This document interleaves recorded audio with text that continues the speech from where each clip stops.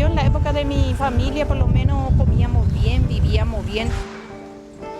Gracias a su dictadura también antes había mucha seguridad en las calles. O sea, podíamos dejar las puertas abiertas sin que nadie entre o nuestras cosas afuera y había más seguridad que ahora. Para la gente que de repente no estaba de acuerdo con lo que era él, era un problema vivir en aquellos tiempos. Pero los que no estábamos metidos en nada, vivíamos mejor, indudablemente.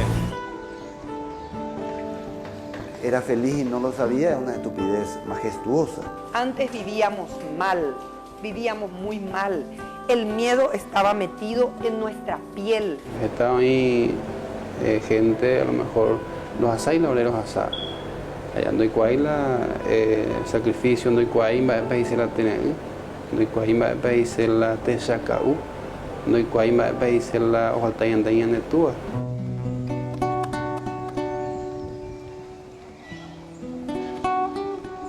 Pueblo de mi patria, por mandato del pueblo paraguayo, acabo de asumir una nueva y alta responsabilidad. Asumo no por comodidad, sino por vocación de servicio. Manifiesto una vez más que tengo profunda fe en que el gobierno se esforzará por estar a la altura de nuestro gran pueblo.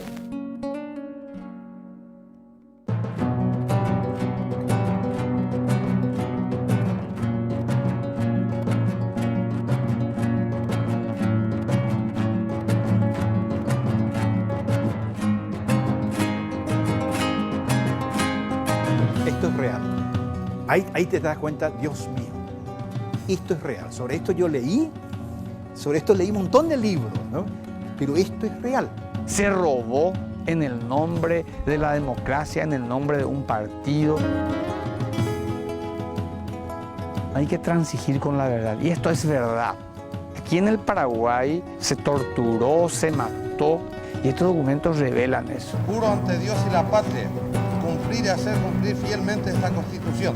Si así no lo hiciere, Dios y la patria me lo demandan. El parte diario de investigaciones de la década del 60, están los muertos. Se solamente lloré justicia. Esta era la celda 18, acá estábamos nosotros. Yo vencí al extranjero. Y después alguien venía y se subía a horcajadas sobre mí de nuevo. 7 veces vos haces electricidad, se han habido liaja, se preocupó muy. Es necesario volver a pasar por la piel y decir nunca más.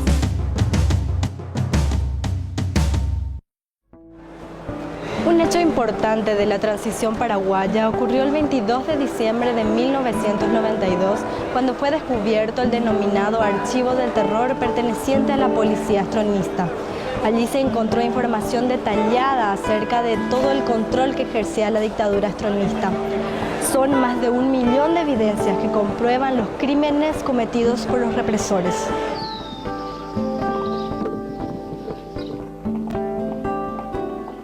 Ubiquémonos en el año 1992, se presenta el primer caso de habeas data en el Paraguay, una nueva figura constitucional que consistía en que cualquier dato sobre una persona que se tenga en archivos públicos o privados, tenían que dársele acceso a la persona que lo reclama. Se presenta, Martín Almada lo hace. Mi primer pedido es que la policía informe dónde están esos documentos, y el gobierno del general Rodríguez en ese momento sistemáticamente informó que aquellos documentos relacionados a Martín Almada y a ese tipo de documentos habrían desaparecido durante los acontecimientos del año 1989, el 2 y 3 de febrero. O sea que la respuesta oficial era que esos documentos no existían. Él insiste con su pedido, en septiembre lo hace, y en diciembre vuelve de un viaje y me dice que estaba cerca de encontrar documentos valiosos. Me llama él a las 10, 9 y media, 10 de la mañana por teléfono y me dice que nos encontraríamos frente al Canal 13. Me dice el doctor, seguime.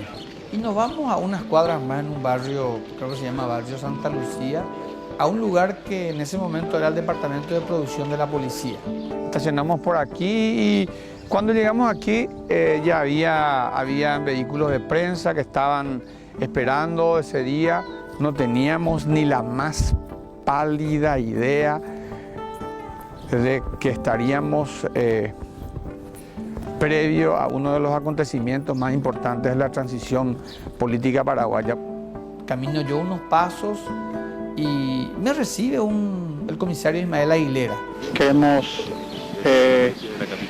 abusar de su confianza y tenemos un procedimiento en el caso de habeas data del doctor Martín Almada. Tenemos conocimiento cierto de que por aquí estarían algunos documentos, entonces vamos a proceder a la búsqueda de eso con su anuencia. En virtud de la majestad que yo invisto, yo le ordeno a usted que me facilite los medios para ello. Yo quisiera ante todo, doctor, señor juez, ¿sí?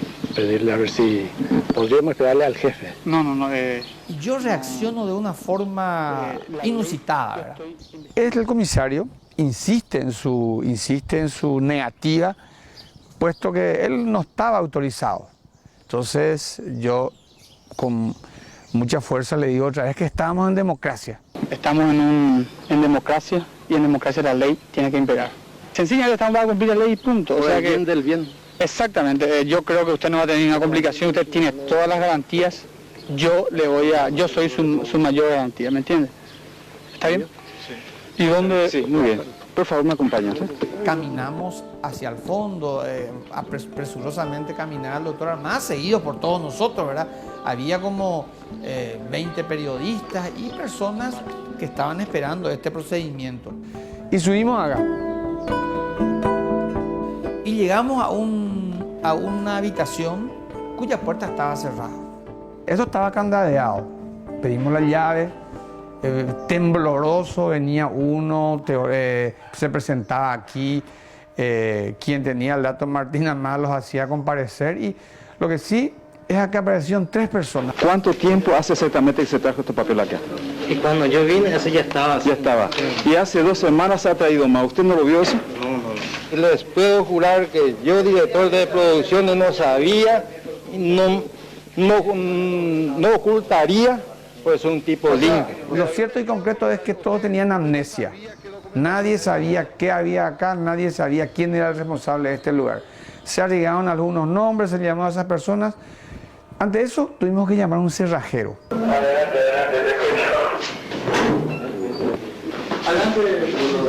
Apenas entramos y metimos la mano en eso, nos dimos cuenta que estábamos ante un acontecimiento colosal.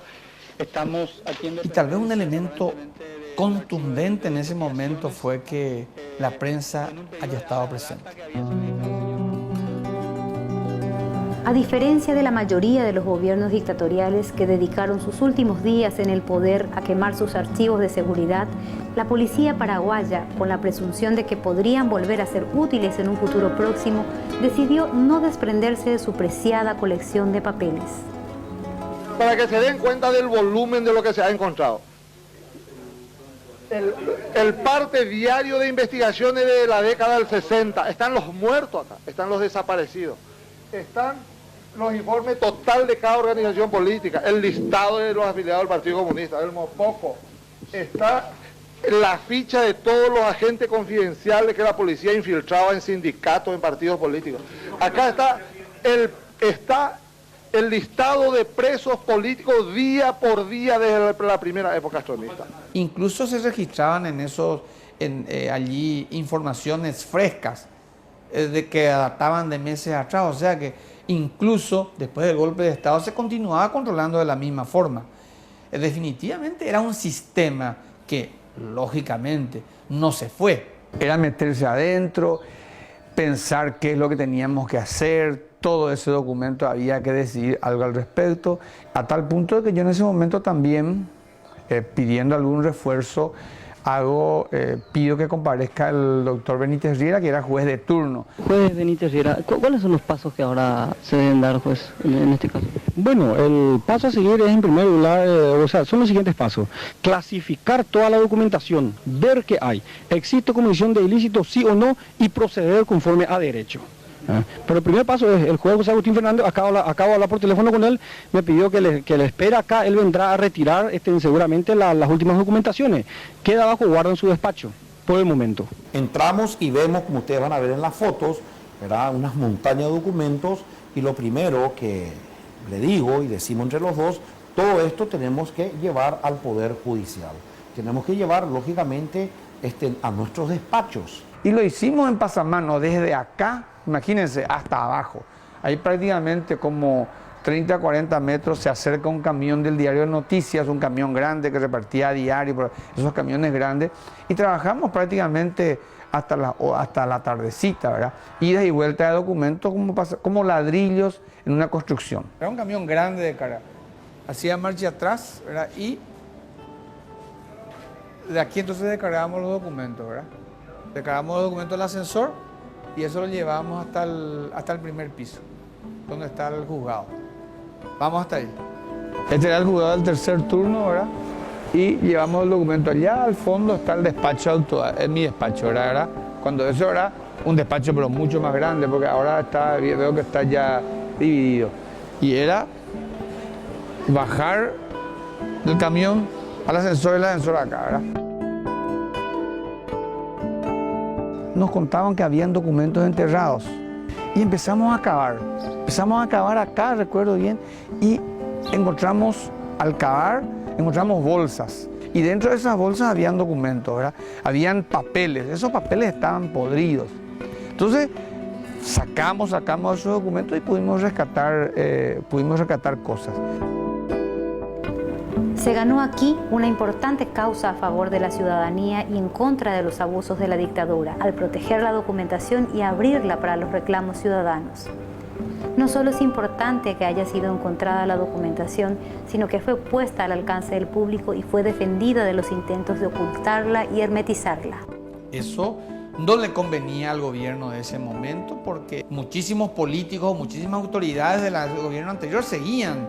Yo recuerdo que al otro día, el 23 de diciembre, voy al tribunal, ¿verdad? Temprano, ¿verdad? Y soy llamado por el presidente de la Corte, el doctor Correa, y con él estaba el doctor Vidal Burgos.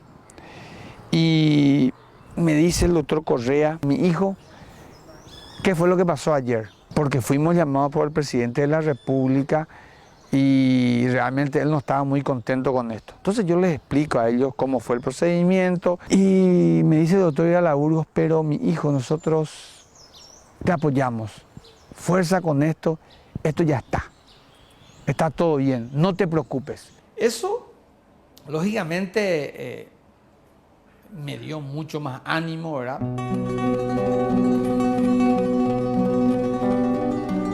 A mí me tocó traer los documentos de la técnica unos días después y posteriormente también la policía entrega los documentos que estaban en el departamento judicial. Jamás nadie pensó que un juez imberbe como era yo se atrevería a traerlo, se atrevería a incautar esos documentos y a develarlo ante el mundo. Yo no consulté a nadie para hacer lo que hice y seguí dándole información a la prensa. La prensa tuvo acceso irrestricto a eso desde ese primer momento y empezaron los fiscales a trabajar para alimentar con pruebas de esos archivos para los procesos que se habían iniciado. Eso fue tuvo un impacto trascendente. Eso ocupó primeras planas pero casi 3-4 meses en nuestro país. Incluso años después, eso a mí me costó salir del Poder Judicial. Fue el hecho fundamental que la marca o el manchón negro que yo tenía en mi legajo como juez era haber descubierto los archivos.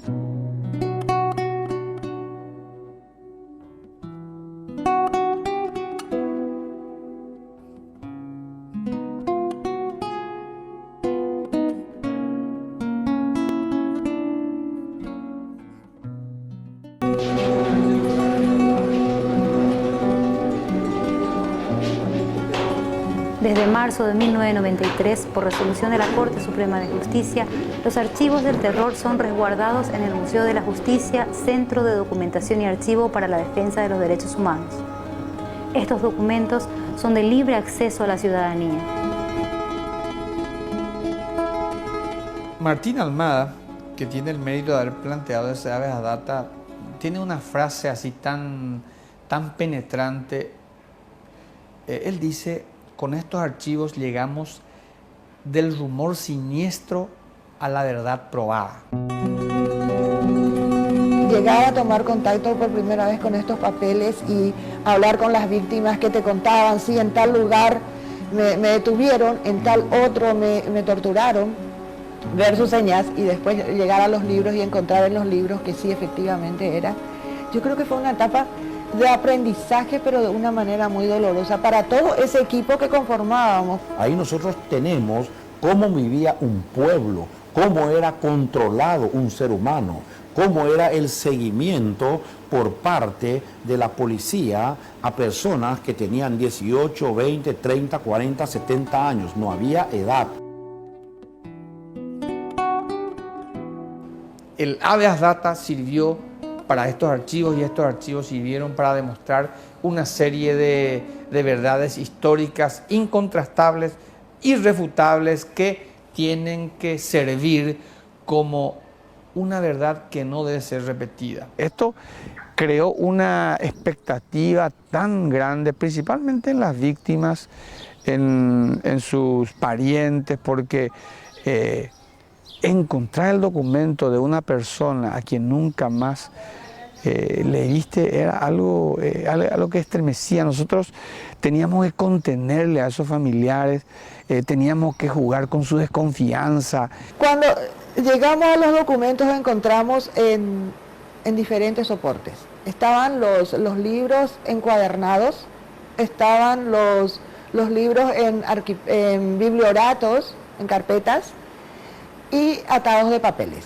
Tenemos aproximadamente 20.000 fotografías, 550 cassettes de audios, 11.000 y tantas fichas prontuariales en donde tenemos los detenidos, los controlados y los demorados. Así también tenemos las listas de muchas personas que fueron detenidas, que está en el libro, ¿verdad?, de detención, el libro de guardia, que tiene su entrada, pero no su salida.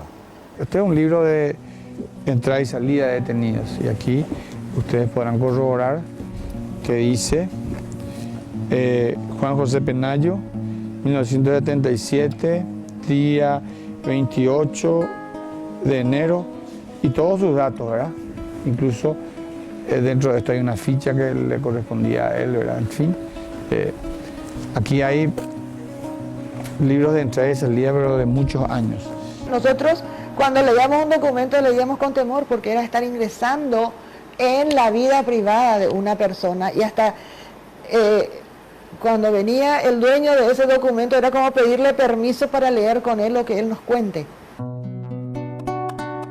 Esto era una invasión a la intimidad. Son fotos correspondientes a un allanamiento, ¿verdad? Ustedes ven la numeración, como la policía numeraba sistemáticamente cada número, cada sigla. No solamente venían los libros de las bibliotecas, sino que venía la cocina, el televisor, los álbumes los álbumes familiares, en donde encontramos, por ejemplo, álbum de casamientos, bautismo, fotos de reuniones familiares, el cuaderno anotador de la secundaria, en donde de repente decía "te quiero, María", con un corazón. Entonces uno dice, son hojas y hojas que hablan de esa época, de esos jóvenes.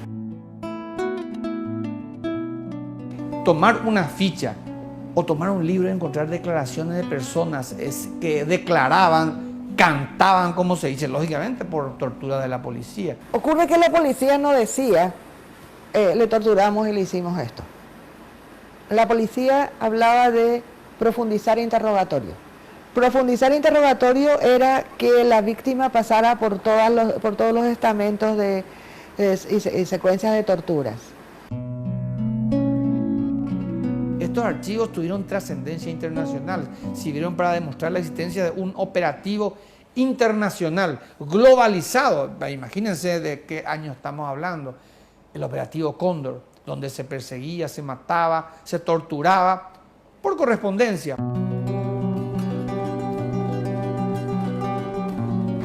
Las dictaduras regionales tomaron en cuenta a Stroessner para articular sus acciones y coordinar su inteligencia, logística y operaciones de manera clandestina. Estas dictaduras estaban agrupadas bajo la denominación de Operación Cóndor. La principal función de este grupo fue el seguimiento y la delación de los ciudadanos en el exterior, constituyéndose en un brazo especializado del aparato represivo durante todo el periodo dictatorial. Muchos paraguayos fueron desaparecidos en el exterior y también algunos extranjeros desaparecieron en el Paraguay en acciones conjuntas de intercambios de prisioneros. Cuando nosotros hablamos de la Operación Cóndor nos asombramos de ver una ficha y un informe que fueron llevados a Asunción y que nunca llegaron a destino. Y se decía, esos son los vuelos de la muerte del Cóndor. Chile, Paraguay, Argentina, Uruguay, Brasil, ¿verdad? Se refería al intercambio de prisioneros, ¿verdad? De prisioneros sin que participe la justicia. Una cosa es la extradición y otra cosa es la entrega directa y desaparición. Pero sin embargo, cuando escuchamos testimonios de los vuelos de la muerte en Paraguay, nadie cree. Tenemos el caso y la ficha del matrimonio Logoluso, ¿verdad? Que viene un avión de la Fuerza Aérea Argentina, sube, diríamos, estas personas entre argentinos y uruguayos y llega a Ezeiza solamente los tripulantes. ¿Qué pasó? ¿Qué ocurrió con esos seres humanos?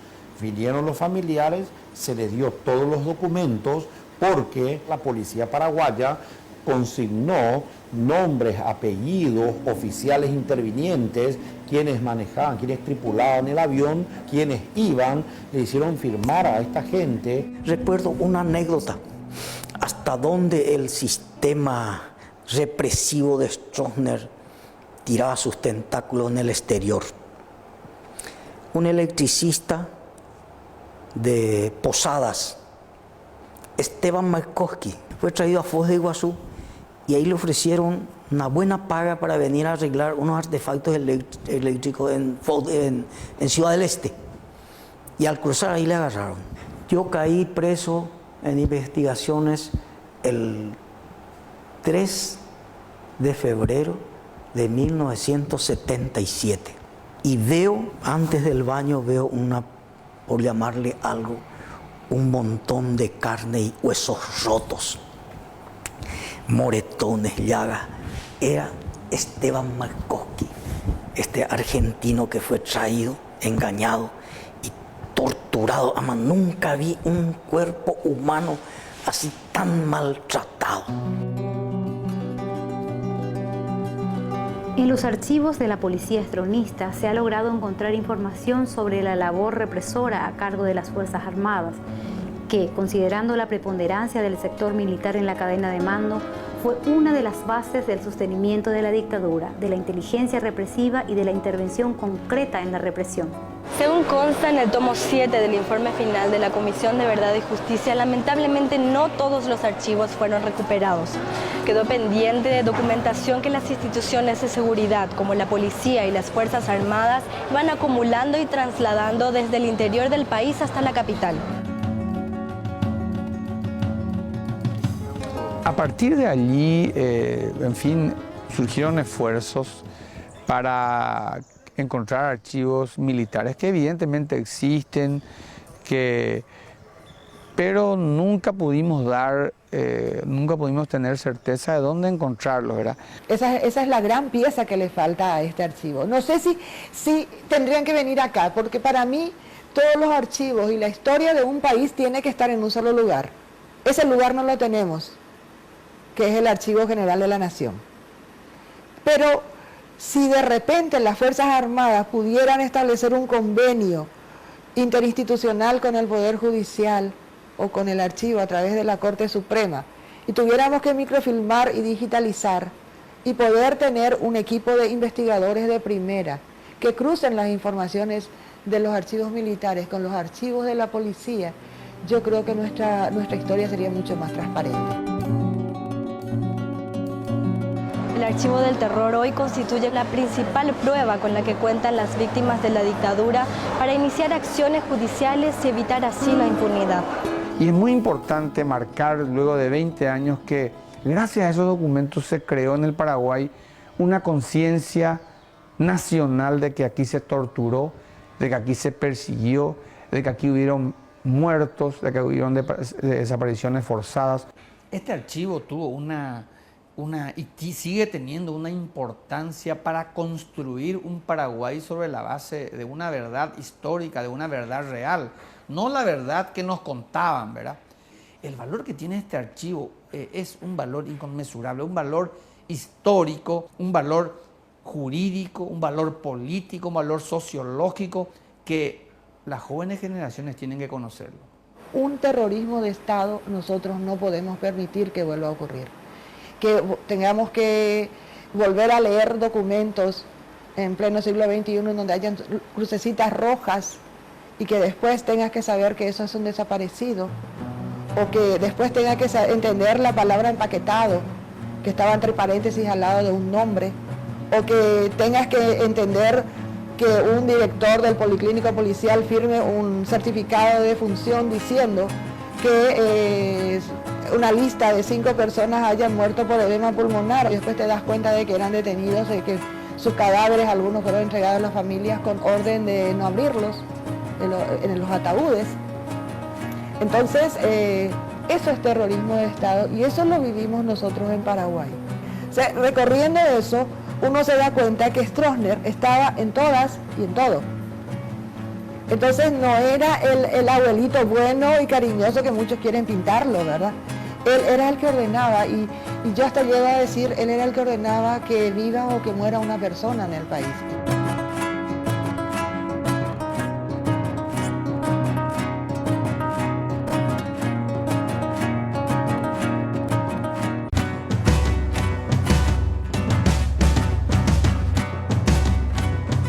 El Museo Virtual MEVES, Memoria y Verdad sobre el Stroessnismo, busca promover los valores democráticos a través de la difusión del informe final de la Comisión de Verdad y Justicia. Este museo, alojado en el sitio web www.meves.org.py, difunde las violaciones a los derechos humanos cometidas durante los 35 años de dictadura stroessnista. Tan tan tan tan tan tan tan tan tan tan tan tan tan tan tan tan. Buen día, ¿cómo está? Mucho gusto. Yo estuve hace 32 años atrás aquí, presa política. Quizás hubiese sido un artista, porque hubiese proseguido con mi música, porque toco el arpa. Yo tuve que abandonar todo eso.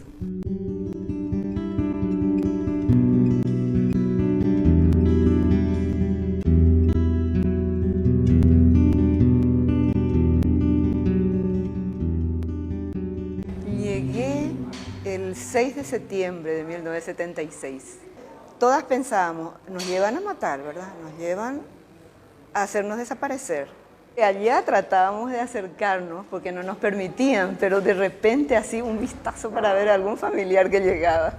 Toda una emoción, eran los días de visita, ¿verdad? ¡Ah! Esto era. Por Dios. Esto es algo así increíble porque, no sé, significa como un triunfo más o menos de tanta angustia, tanto sufrimiento que pasamos, ¿verdad? Yo estaba en la celda 18 con varios chicos, muchos niños. Yo estaba en investigaciones primeramente, cuando Pastor Coronel, cuando no quise acceder, ¿verdad?, a sus interrogatorios así, ordenó él personalmente para que me trasladaran a donde yo iba a hablar supuestamente. Yo estaba embarazada de 4 meses, me dieron la tortura que ellos querían porque ellos querían que yo hablara, que yo delatara. No lo hice, me piletearon, a mí me golpearon los pies, estando con la cabeza sumergida en el agua. Y es una sensación, pero así, yo pensé que ahí estaba muerta, yo ya no sentía que tenía cabeza. 3 meses estuve debajo de una escalera, me engrillaron, me esposaron, yo estaba embarazada y claro, se me hinchaban los pies, mi pie quedó redondo de los golpes, me tenían, por ejemplo, o parada, porque no podía sentarme, o acostada, porque siempre me estaban enganchando con la esposa.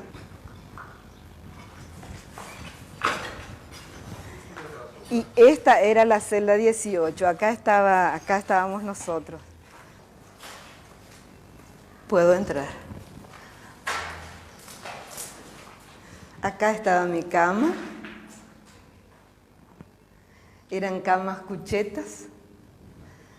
Y con nuestros hijos, ¿verdad? Dormían con nosotros, con nosotras. Mi hijo fue un milagro, eso puedo decir, porque, no sé, de repente con un susto se pierde un hijo, ¿verdad? Y mira, todo lo que yo pasé, yo pensé que había perdido, porque esa sensación tuve cuando me desplomé, pero no perdí el conocimiento. Yo torturada con mi desesperación y yo comprobé que estando sentada y observando una mesa donde el guardia golpea con un sable, yo estaba observando y no me asusté, pero sí mi hijo cuando escuchó, y eso estaba yo de, ¿cuánto? De 7 meses, pero da un salto, pero impresionante, como se endurecía por cada susto mío. Entonces yo ahí le hablaba, le digo, no, tranquilo, vos estás bien, tu mamá te está cuidando, no sé si sos solo, si sos Luna, no sabía si era. En vigilancia estuve 3 meses, me trasladaron a Fernando en marzo y en abril nació mi hijo. Y a los 5 o 6 meses él vino acá. O sea, porque yo vine en septiembre, el 6 de septiembre acá. Después de un miedo terrible porque no sabíamos hacia dónde veníamos, nos dijeron 20 minutos, alcen todas sus cosas y vamos. Recuerdo tan bien porque llegamos, entramos y era, Dios mío, y esto solo para nosotros pensábamos, ¿verdad? Yo con mi hijo, que no me separen, mi hijo nomás era mi preocupación. Después ya me dijeron, allá están los presos más antiguos. ¿Dónde? ¿Quiénes? Y está Antonio Maidana, Alcorta, está Julio Rojas, está Ananías Maidana. No puede ser. Y tratábamos de pasar a escondida y no nos dejaban los guardias. Pero en un instante, así, yo les mostraba, este es mi hijo, el hijo de Derlis Villagra, le decía, y todos los compañeros ahí, y felicidades compañera, suerte. Y mi marido ya estaba desaparecido, no teníamos noticias de él. Yo pensaba que Derlis estaba en algún lugar. Y como yo sentía de repente emociones así muy fuertes y sudaba, yo decía, él está sufriendo, siento que está sufriendo, ¿verdad? Estaba desaparecido, pero yo tenía una leve esperanza, ¿verdad?, de que a lo mejor está recluido en algún lugar escondido. Mi mamá estuvo conmigo acá en prisión, estuvimos juntas, ella estuvo 10 años. Mi mamá había caído en el año 68 ya por pertenecer al Partido Comunista. Y yo me reencuentro con ella después de 8 años en Fernando de la Mora, embarazada. Así que fue un encuentro así increíble. Y mi abuelita, que es Romualda Rodas, una señora, una ancianita ya era, ella nos faltó un día durante los 10 años de prisión de mi madre. Y con nosotros también, ¿verdad? Era incansable. Nosotros pertenecíamos al Partido Comunista. O sea, caímos como Partido Comunista. Nosotros no estábamos en cuestiones armadas, no creíamos que ese era el camino, ¿verdad? Y en eso estábamos, en concienciar a la gente, en participar por defender sus derechos. Una anécdota que ocurrió con mi marido, con Derlis, es de que su propia prima había pasado la información, ¿verdad? Porque se supo que llegó a su casa y ella tenía que pasar por escrito. Y bueno, ella pasa por escrito, sí, estuvo acá, le visitó a mi mamá, esa situación, ¿verdad? O sea, una delación porque ella se veía apeligrada, ¿verdad? La última vez que yo lo vi a él me trajo una flor, porque como es clandestino, ¿verdad? Y se le cayó por el camino, ¿verdad? Ay, llegó acá, estará por acá, voy a salir a buscar. Le digo, no hagas eso. Parece que el reírme significaba como un pecado. Y es una cuestión así pesada. Y yo la desesperación que tenía, mi hijo sin padre, yo lo dimensionaba demasiado. ¿Cómo mi hijo se queda sin padre, verdad? Era una angustia muy grande. Es grave la desaparición, es injusto, no se puede aceptar bajo ningún punto de vista, porque es por ideología política. Y además decir ideología, bueno, piensa diferente. No, pero es por pensar algo mejor. Es por querer ver a tu pueblo bien, por querer ver a tu pueblo culto, feliz, trabajando, creciendo, en todo sentido. Hicimos huelga de hambre acá, pidiendo con varios compañeros acá, compañeras y compañeros, pidiendo la libertad de muchos presos que estaban, ancianos, ancianas. Sí, vos sabés que allá recuerdo que estaban Elena Canonicov con su hermana, con su hijito. Acá estaba Lidia Cabrera también con sus hijas. Las veo a todas, así con el trajín, con el correr, que el hijo tiene que comer, que no quiere comer. Te juro que, sí, te juro que lo veo. Esto era una celda más, pero que se utilizó para un lugar donde se atendía, imagínate, 500 personas de repente. Era dolor de estómago, era un montón de problemas, ¿verdad? Cuando la gente habla de que en esa época se vivía mejor, da una tristeza tan grande. Mirar atrás es fundamental. Hacer conocer esto, porque a veces uno sabe y se vuelve a repetir la misma cosa. Es importante que se sepa bien todo lo que ocurrió, que se sepa dónde están los desaparecidos, que se puede saber, porque hay gente de la época que sabe dónde están. Y pienso que el esclarecimiento es importante. Como Partido Colorado, a lo mejor muchos van a decir, yo no tuve nada que ver con eso, pero fue ese partido el que estaba simbolizando en ese momento al estronismo. Entonces, hay una necesidad de que comprendan esos dirigentes o el pueblo que exija a sus dirigentes hacer un mea culpa, ¿verdad? Hacer un pedido oficial de perdón por tantos crímenes cometidos.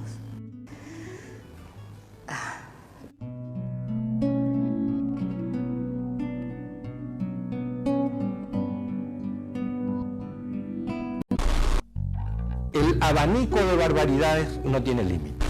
No había edad, se vivía con temor, se vivía con miedo. Yo creo que el 70% aún sigue vigente del miedo.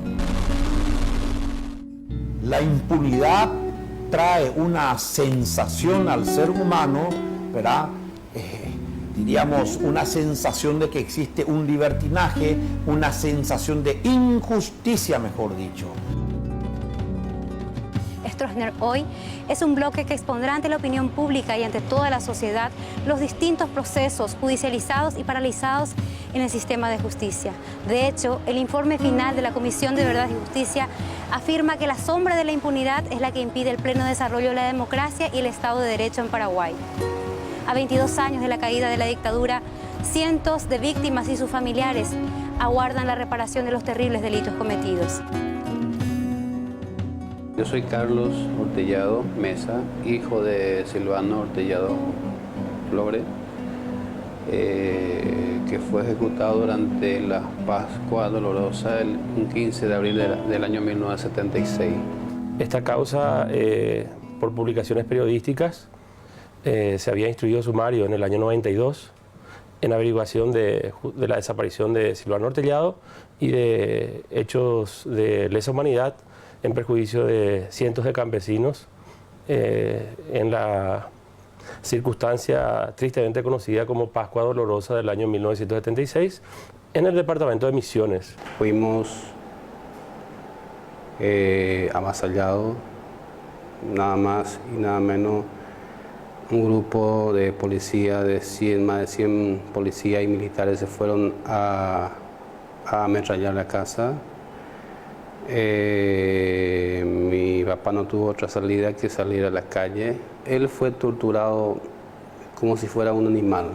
Le agarraron, le ataron de pie y mano, le culatearon. Imagínate lo que es matarle a una persona frente a toda la familia, porque mi papá fue ejecutado frente a toda la familia. Mamá presentó la denuncia en el año 1993.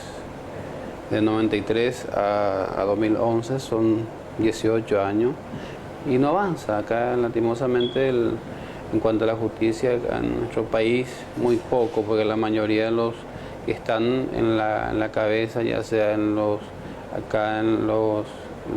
famosos jueces o fiscales de derechos humanos, son al final hijos, familiares de nuestro victimario. Entonces es difícil a que pueda avanzar.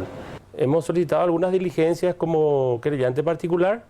También la Fiscalía puede solicitar algunas diligencias, pero el encargado de la investigación y el peso de la investigación está sobre el juez sumariante. El juez sumariante es Víctor Patricio Poletti Gutiérrez. Él es juez de la circunscripción judicial de Misiones. Tenemos información de que su papá fue general de la época, o sea, tiene implicancia, digamos, también forma parte del aparato represivo y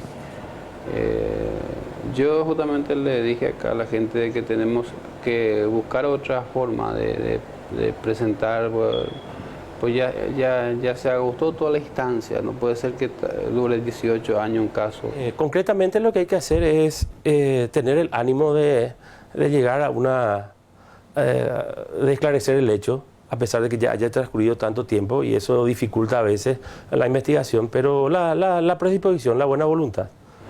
Como responsable directo de la ejecución es los representantes de la comunidad, presidente de la seccional, vicepresidente, el comisario de la época, Julio Piré, Lucilo Benítez, el aparato policial que se fueron desde Asunción para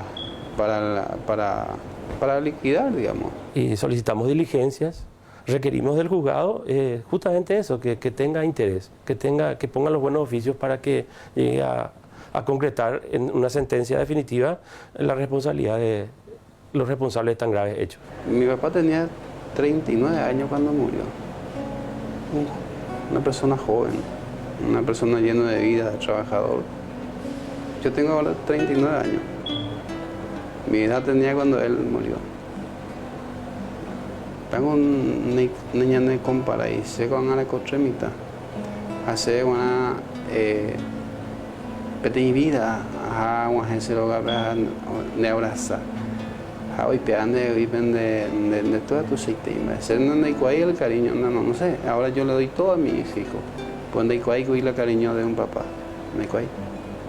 Y hay una política de que ya perdonan, van a llegar a ya construir Petén Paraguay. De que de perdonar gente o yuca, por saquear, joya, un montón de gente huérfana. Y realmente ya renovado toda la línea esta, no hay una justicia, sino así la de compro, ahora ya construimos petita pues de que tu moña cambia en esta, ya perdonado, por eso lloré venganza, pedimos justicia nomás.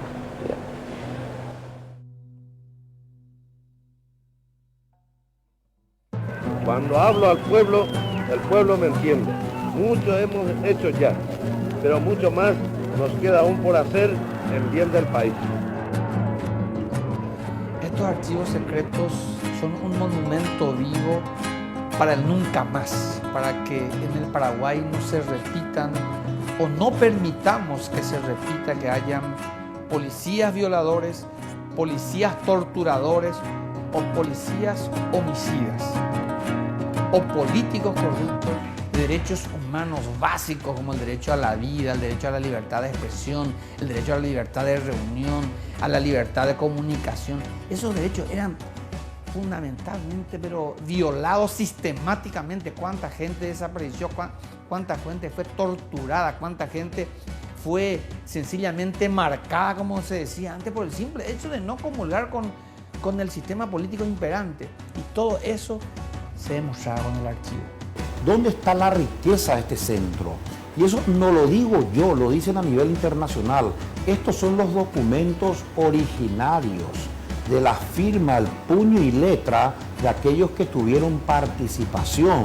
La Constitución Nacional de 1992 creó la figura de la Defensoría del Pueblo con el propósito en general de atender los reclamos de la ciudadanía y en particular reparar los daños causados por la dictadura. Hay metema 19 años, ojasao, yo topajahue con archivo del terror. Jacuan aitepe vene ina guaterilla y cuaporamba, epa y tramba epa oí umicuatia putepe. Upebare, yayugana coape, planta baja del Poder Judicial. Coape oí el Museo de la Justicia. Upepe ya topata los archivos del terror. El Paraguay absolutamente no se merece gobiernos como el de Stroessner. Y nosotros, fundamentalmente los jóvenes, no pueden permitir que se vuelva a ese pasado ignominioso. Los jóvenes tienen que entenderlo y estos archivos sirven para eso. Sirven para demostrar que la democracia hay que valorarla. Tal vez el gran pecado han sido de estos sistemáticos gobernantes que tuvimos, que no nos pudo regalar una mejor democracia, pero volver a la dictadura, jamás.